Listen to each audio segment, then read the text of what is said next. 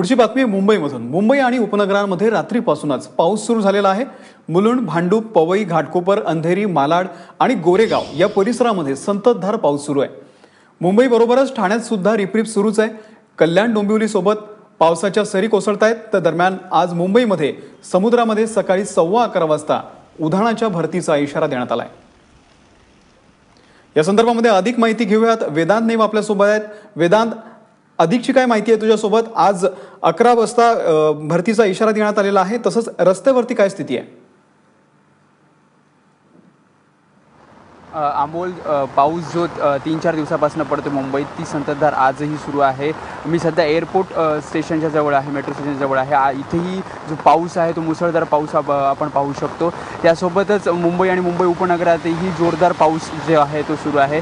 खरं तर आज वीकेंड आहे, शनिवार रविवार आहे, त्यामुळे कामाला जाणाऱ्यांची संख्या जी आहे मुंबईकरांची ती कमी आहे, त्यामुळे ट्रॅफिक जी आहे ती सर्वसाधारण कमी आहे। मात्र जर आपण मुंबई पुणे एक्सप्रेस हायवे बघितलं तर मुंबई पुणे एक्सप्रेस हायवे बघितलं तर तिथे कुठेतरी संथ गतीने ट्रॅफिक चालू आहे, कारण वीकेंड असल्यामुळे मुंबई पुणे प्रवास करणाऱ्यांची संख्या जास्त असते।